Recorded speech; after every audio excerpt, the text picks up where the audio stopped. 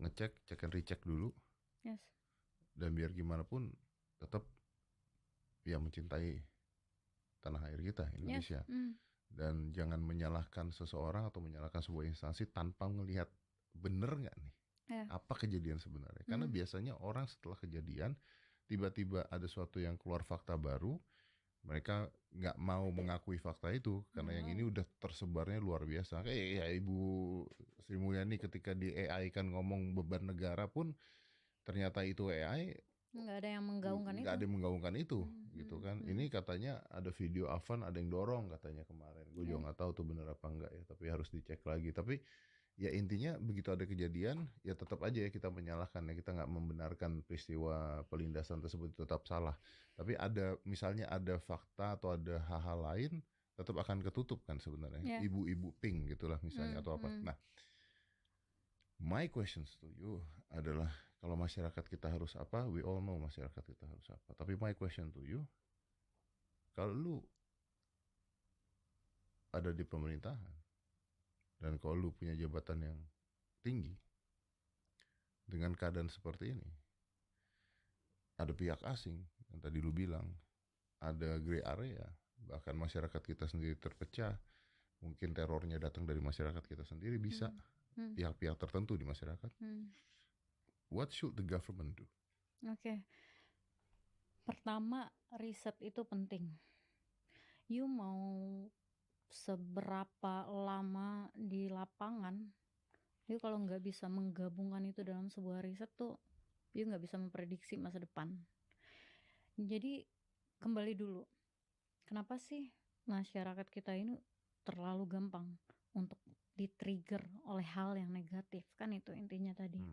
Ini pelajarannya Om Deddy sebenarnya, psikologi, negativity bias, bias negativitas, bahwa ketika kita, contoh mudahnya gini, misal lo ketemu 10 orang, 9 orang bilang Mas Deddy ganteng gitu, Om Deddy ganteng deh gitu. Satu orang bilang lo, ih lo jelek banget sih sekarang gitu. Yang lo fokus sampai lo gak bisa tidur yang mana? Yang bilang jelek. Satu orang doang. Dan menurut gue, nih counter intelijen lagi sih jatuhnya nih, permasalahannya di situ sama kontra narasi. Jadi propaganda itu penting. You're not answering my questions tapi.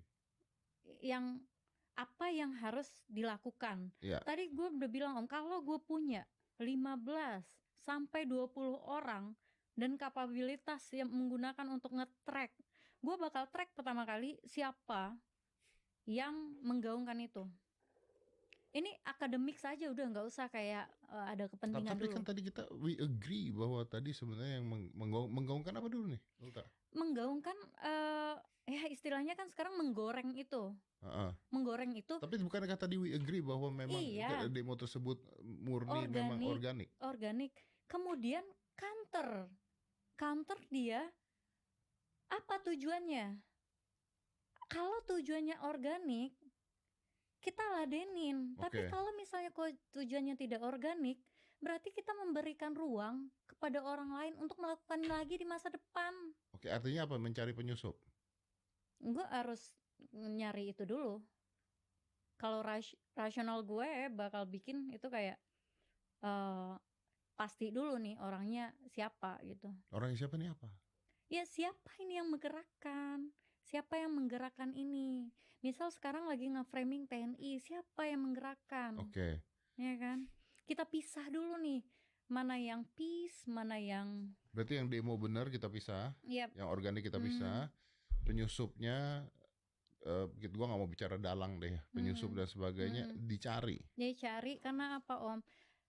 Penyelesaiannya antara dua ini beda. You ada tuntutan di situ bilang lepaskan semua demonstran. You yakin tuh semua demonstran? Kalau misalnya kita biarkan yang kayak gitu, maka para perusuh yang menyusup dalam demonstran itu akan memanfaatkan momen selanjutnya untuk udahlah gue ntar juga dibela mahasiswa bebas, gue udah nggak usah takut, gue ngerusuh lagi, gitu nggak? Karena ada kemungkinan mahasiswa disusupin. Sangat mungkin lah Om. Sangat mungkin. Bisa ya. Bisa juga gitu. Kita nggak